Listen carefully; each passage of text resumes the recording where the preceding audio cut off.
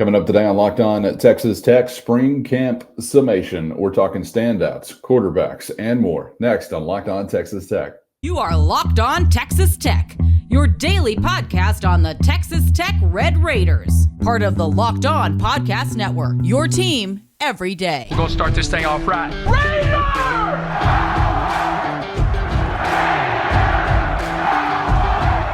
Everything runs through Lubbock. Great to be with you again on Locked On Texas Tech on the Locked On Podcast Network, your team every day. Always free and available on YouTube or anywhere you get podcasts. And today's episode brought to you by LinkedIn Jobs. These days, every new potential hire can feel like a high-stakes wager for your small business. And that's why LinkedIn Jobs is helping you find the right people for your team faster and for free. So post your job for free today at linkedin.com/lockedoncollege. Terms and conditions apply. With the only Chris Level, I'm Casey Cowan, joining you today from parts unknown as we dive into a spring wrap-up episode. Chris, to kick off the week, we saw a sort of spring game, or at least we heard about. You got to see, and excited to ask you about what you saw on Saturday from inside the football training facility as we had Team Morton and Team Brooks going at it. Looked like a lively affair, and a few things to take away from that end of the spring event. Before we dive into your thoughts, let's dive into Red Raider head coach Joey McGuire's thoughts on the event Saturday. For me, that was a lot of fun. Been doing this for a long time.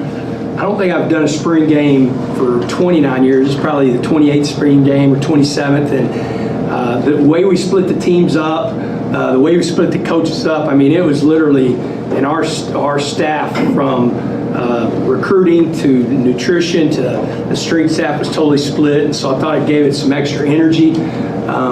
Really happy the way the guys played. I thought there were some big plays early with our playmakers, the guys that we need to go make plays. And then I think the defense consistently sprinted to the football, which is something that I think that this defense, I kind of told y'all last week, I mean, it's going to be kind of the no-name defense. And I don't mean that as like we're not going to have some big-time guys that are going to make a name, but just the depth that gets to go on the field. So really happy. We came out really healthy as far as everybody that started the scrimmage was able to finish the scrimmage. We pulled some guys once we got enough reps with certain guys and played some young guys.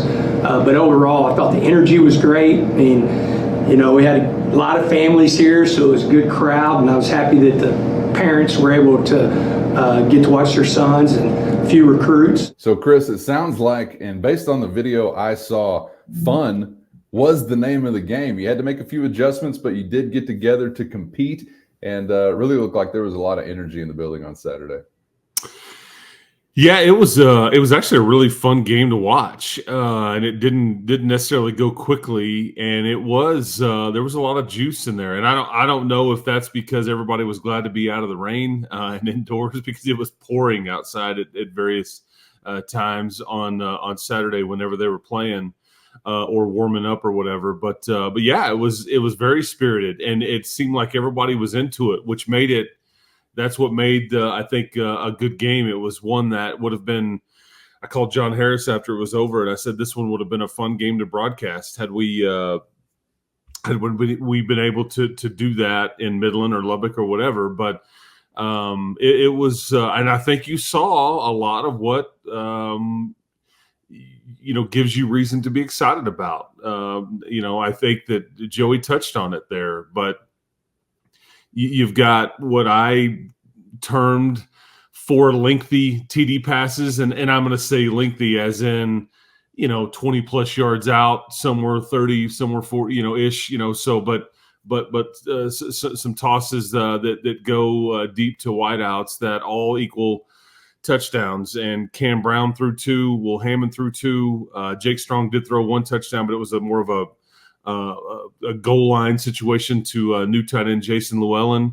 But, I mean, John Carlos Miller, Coy Aiken, Caleb Douglas, Jordan Brown. I mean, that's fun to see some of those old names and new ones making big plays for you, because this is it's got a chance to be a bit different and much needed difference from last year. Yeah, one of the videos I saw, I guess it was Miller, who had a highlight TD catch from Will Hammond, was just that was the first video I saw, actually. I was like, holy cow, this is what they're doing at the spring game? Who is this guy again? So we're going to be doing that, I think, some as we get into the season, reminding ourselves with some of these newcomers as to who is capable of doing what. But that was definitely a dynamic play made.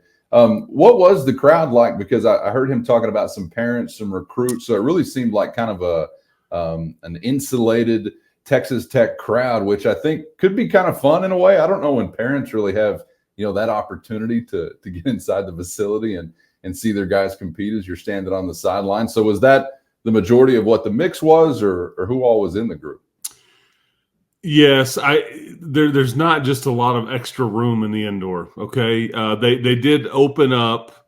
A lot of times when you go in that indoor, the middle, the partition, I guess what I'm going to use, or just like the barrier in between, like the football side and the track side, it's closed because you're doing two different things in there, and it's a multi-purpose event. Well, in this case, on Saturday, this was open, so they had it open, and it makes that building or facility just feel enormous.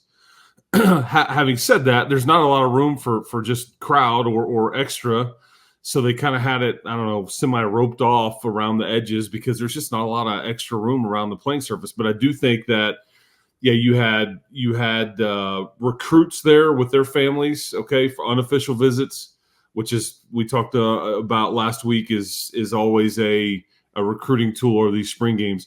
But then I think you had players of parents. In fact, I will say hello to a listener, a viewer of this podcast. He actually came up to me. He was looking for you as well. But one Mr. Tharp, Mason's dad. It was great to shake your hand and visit with you. I appreciate him watching, listening, whatever. And he's a fan of yours, Cowan, and was looking forward to meeting you. So there were people like that in the house as well. So and then there was knuckleheaded media folks like myself.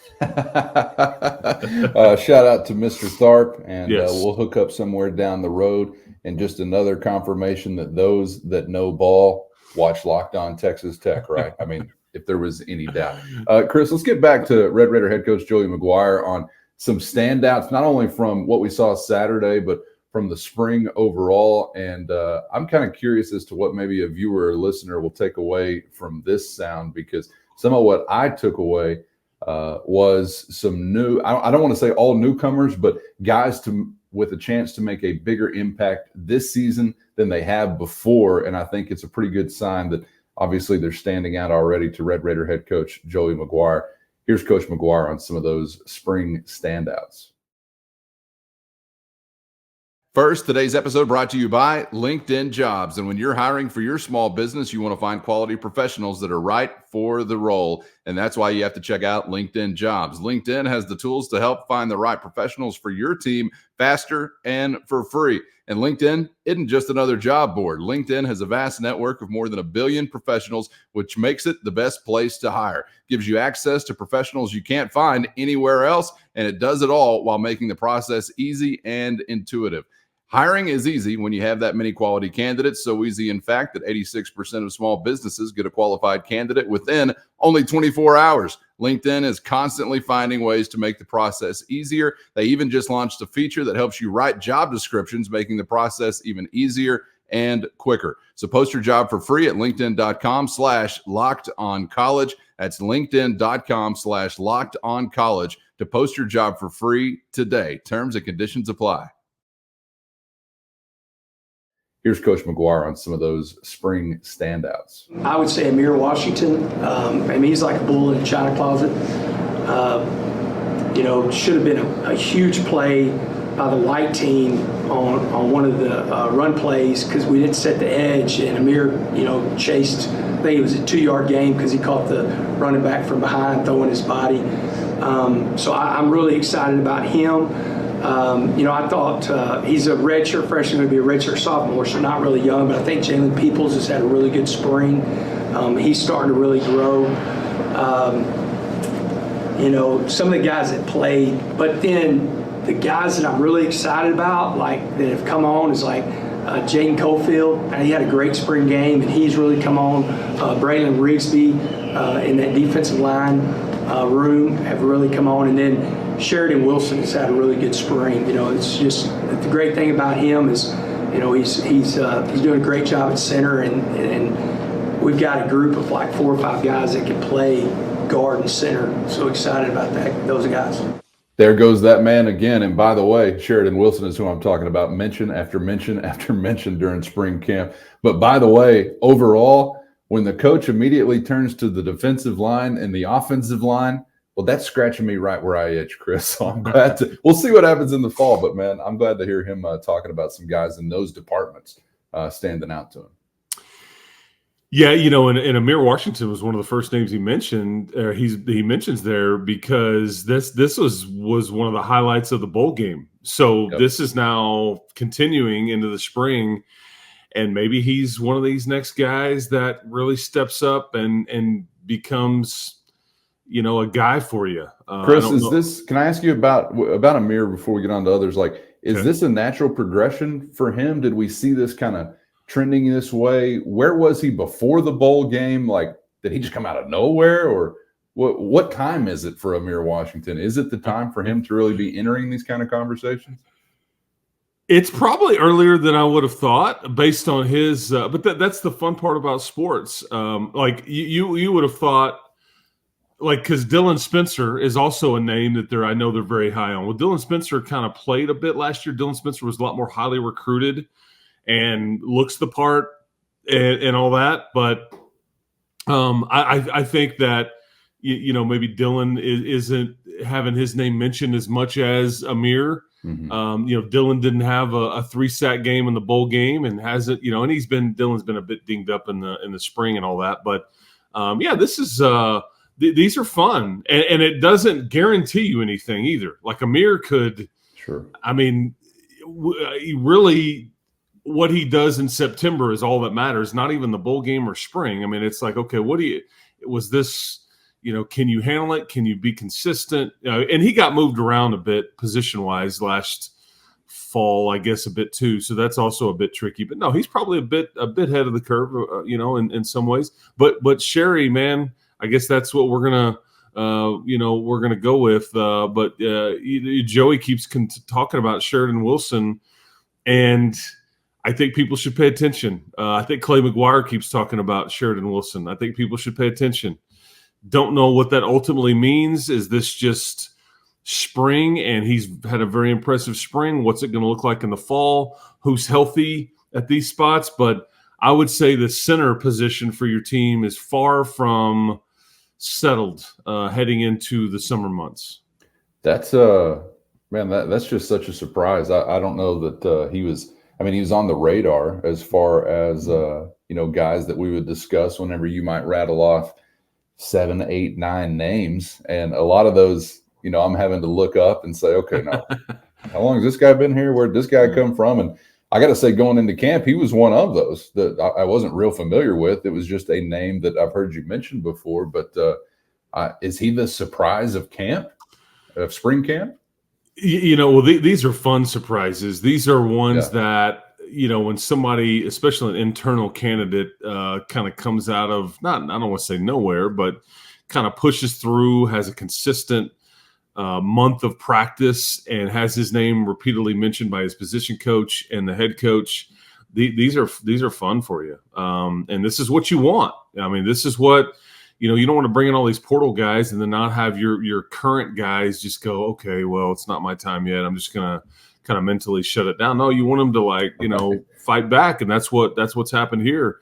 Because speaking of that bowl game situation, we were, talking about when Caleb Rogers was doing media on the field of the Independence Bowl, like a day or two before the game. It was a lot of, I've been working at center.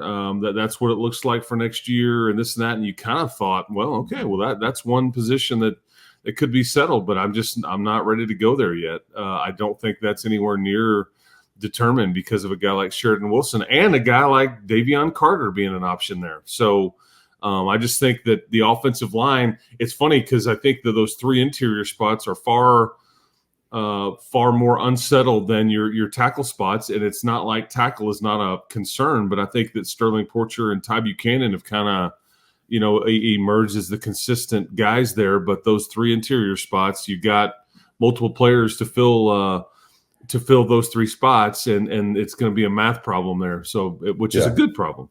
Well, and I know you're saying it's not settled, but I got to tell you the direction that we're heading towards the guy who could settle the center position, again, that being Wilson, is just a shock to me. Because, again, going back to what you said prior to the bowl game and all the talk about Caleb Rogers, he's going to move to center, and you think a guy with as much experience as he has, it's like, all right, well, that's going to be one we just kind of check off the list and say, this is your center. And I know we're not there yet with Wilson either, but you're leaving spring camp feeling like, for the most part, this is the guy that's manned that position. So maybe you still have the same feeling at the end of it, like, hey, we're close to finding the guy, but it's a different guy than I was ever anticipating. So shout out to Sheridan Wilson for a great spring camp and taking advantage of the opportunity he had and making the most of it. And we'll see what happens whenever we get back around to the fall. We're going to get to, coming up in just a moment, one of the more interesting conversations. Unfortunately, and I do mean unfortunately, I didn't want to have to consider so much who QB2 might be if you roll into the fall. But given the Baron Morton storyline, obviously we are really having to consider that a little further. As we leave spring camp, we'll get into Joey McGuire's thoughts on his quarterback depth chart, so to speak, coming up in just a moment. But I was just curious, Chris, out of maybe some guys that we didn't hear Coach McGuire mention there, and the opportunities that you had to see any practice action or what you saw on Saturday, who are some of the names that come to your mind as far as Chris Level's spring standouts, whether they're newcomers, returners, whatever it might be? Charles Esters had a big sack. I thought Reese Burkhart made the kicking situation interesting. Like I walked away going, I walked away going, huh. Like, I mean, is Gino Garcia, like, do we have a full-on kicking competition? I don't know. But, I mean, Joey was like, hey, man, if that's what's best for the team, we'll carry this competition on into August. And, I mean, what was it, a 43-yarder to win it? Was it 43? Yeah, well, yeah, something like that, but it was a 52-yarder to send it to overtime. So he had to make basically the one that tied it to push it to allow himself to make the game winner. Yeah. And those are, I mean, again, is it like a true pressure kick in a stadium in front of, no, but it's as much of a pressure kick as you can have in April, okay, with close quarters, and like this prime rib or steak or whatever on the line over hot dogs and all that stuff, which is what. Well, and you're the challenger. He's the challenger. That's so right. I think there's even a little more pressure added to that. Yep, that's right. So I mean, I don't want to be fail to mention Reese Burkhart as a kicking option. I thought a couple of names for various reasons. I thought Cam Valdez, the running back, looked a bit thicker, and I thought he was breaking a few tackles.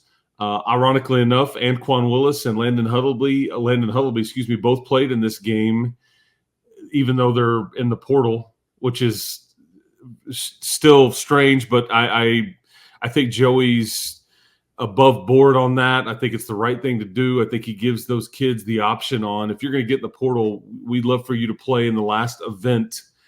Again, assuming this was all done correctly and assuming you want to, we're not gonna, say, hey, man, give me your keys, kick rocks, that whole deal. But Anquan Willis, I mean, he had a lengthy run and it was even, I think CJ Baskerville, even after the scrimmage was over, even talked about, yeah, man, Anquan, he did really good. So, but I thought Cam Valdez, from a running back standpoint, I thought he looked a bit thicker and broke a few tackles. I mentioned the Charles Esters sack. I know we'll get to Cam Brown and some of the QB stuff here in a second, but and I thought your tight ends, Jason Llewellyn caught one. I think you mentioned the John Carlos Miller grab, which was a big time play. Yeah. And I thought Josh Kelly, he was one of the guys that didn't score, but he took a short pass, made a couple of guys miss, and then it ended up being like a 25-yard play, which would have been maybe a 5-yard gain. Like, this is what you need. I thought Joseph Plunk made several plays on the back end of the scrimmage. His dad was there.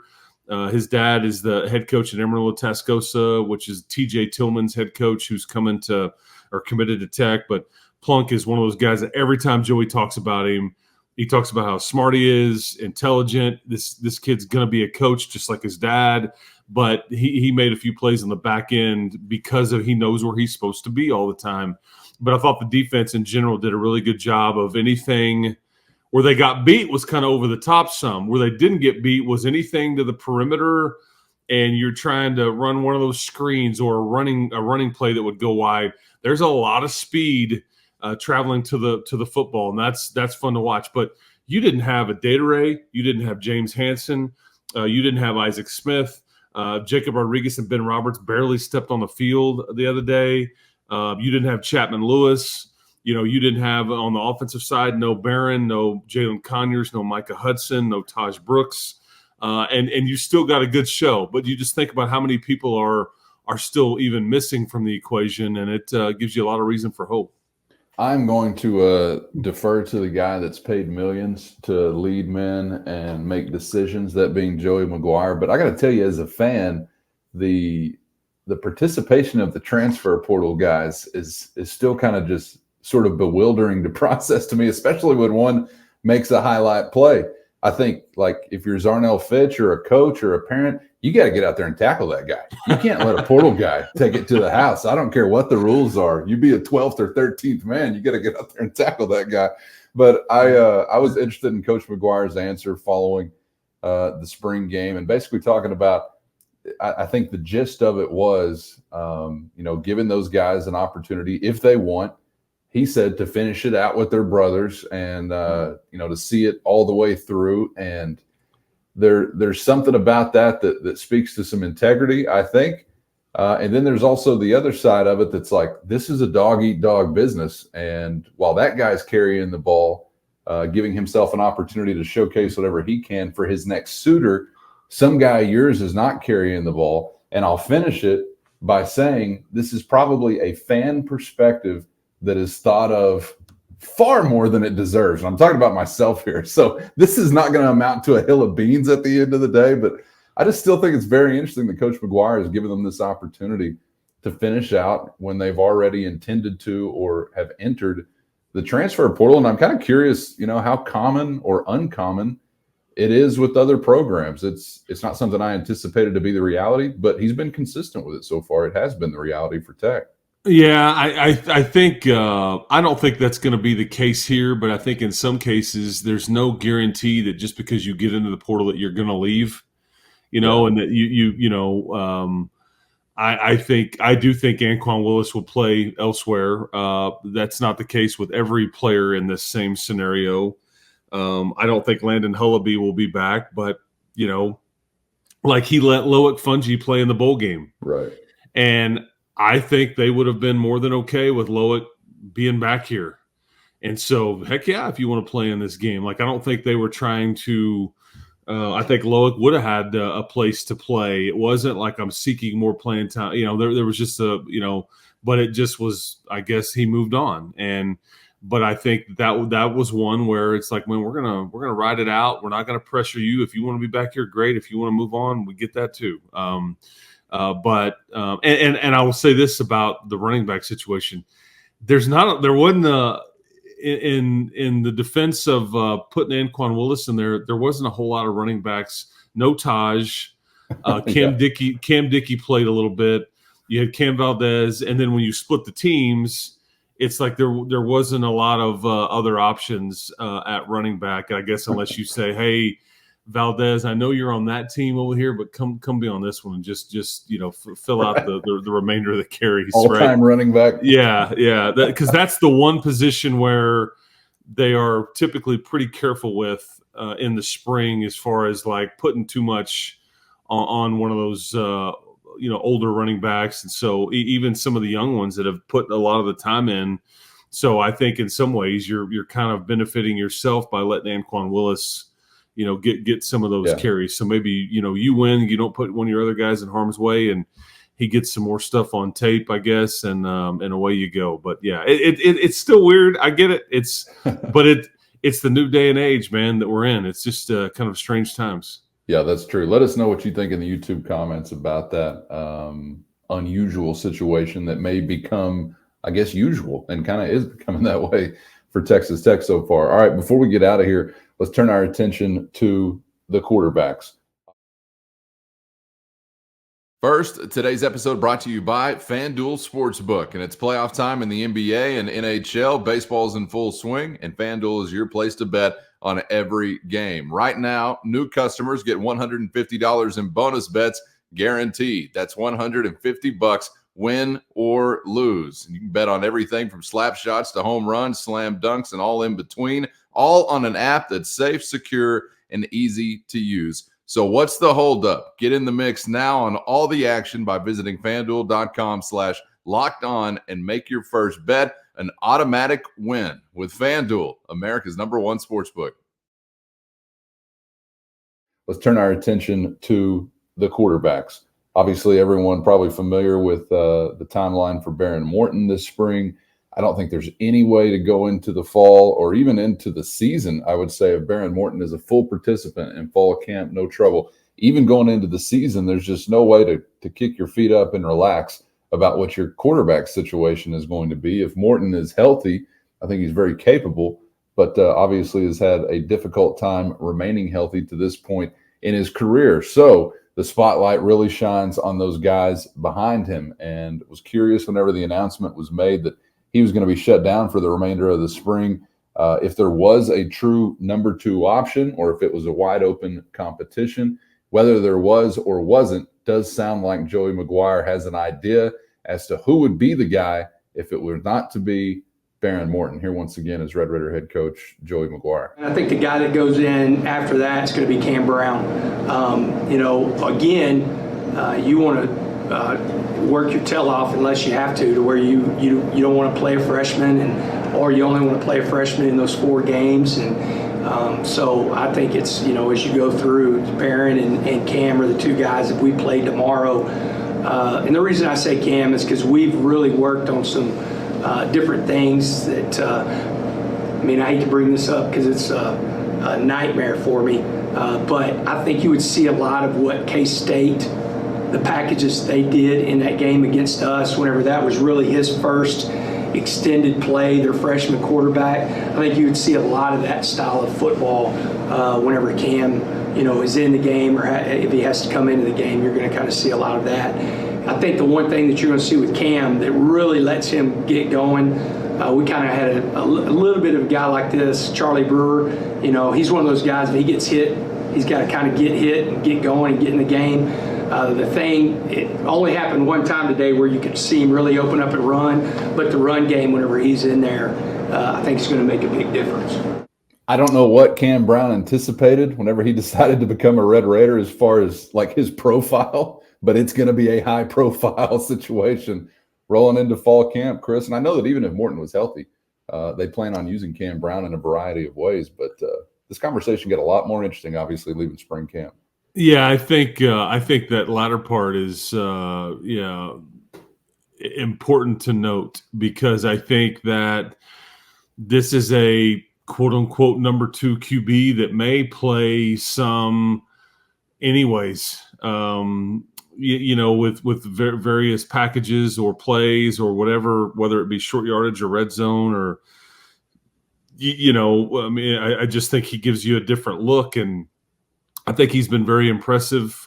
He's very mature. I think he's handled his business. I think that they're still working on a lot of the reads and throws and things like that. He can throw it. I just think they're working on, it's more of a trust thing there and all that. But as far as like what he brings with his legs and the ability to make plays there is just something that and he's more of a, he's going to juke you a little bit. I think Will Hammond may even be quite a bit faster straight line speed, but as far as like making you miss and kind of having some of that running back feel to you, yeah, Cam Brown. But having said that about his arm, he looked pretty good. Let's see, he threw one to Jordan Brown and one to, I think, was it, let me see here. Yeah, it was Caleb Douglas, his Florida transfer. So he certainly has some of that going too. I just think he's one of those guys that he can manage a game, and that don't take that the wrong way, but he's mature enough and kind of can figure it out with what he's working with there. But interesting to note that Joey's like, oh yeah, he's number 2, So, and before we get out too, Will Hammond's got a bright future, folks. Guy smooth. It looks really fun with him under center, and he just got here. So that position is going to be a lot of fun to watch develop as we go along here. Yeah, Coach McGuire referenced his decision making following the spring game, because he didn't have the official number, but he talked about how he will get the passing breakdown for the entire spring at some point from Kirk Bryan, an offensive analyst, and he was throwing out, he felt like maybe only 4 or 5 times. This includes every drill, 7-on-7, skeleton drill, scrimmage, spring game. Every one of those pass attempts, he was throwing out, I think, maybe only 4 or 5 times. The ball winds up in the defense's hands. So he talked about his decision making, aside from the talent, obviously, that Hammond's got.